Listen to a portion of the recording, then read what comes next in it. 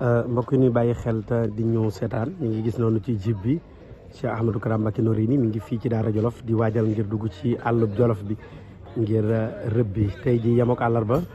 fukki fan ci weeru février kenn ku ne xam na ni l'histoire de Thiendra li muy bëgg a defee Cheikh Ibra Fati borom Daarul Moxti moo ko njëkk a defal Serigne Touba Cheikh Ahmadou Bamba Khadim Rasoul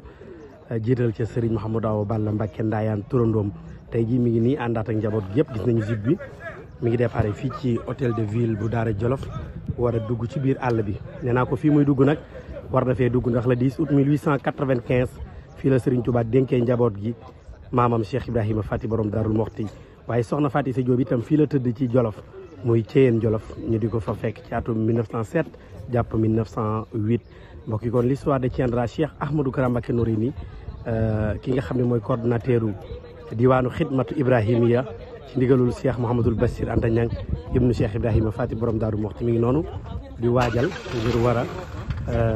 dem ci nga xam ni mooy ci biir àll bi incha allah rabbi